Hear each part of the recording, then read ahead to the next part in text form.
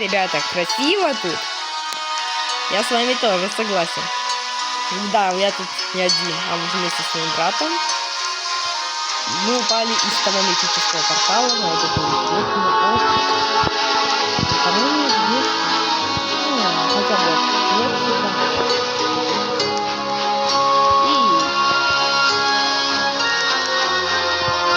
дед Василий.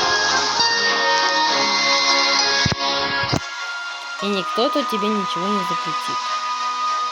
Да, ребята, красиво. Еще единороги бегают. Вообще сказка. Ну, а я пойду искупнусь. Водичка.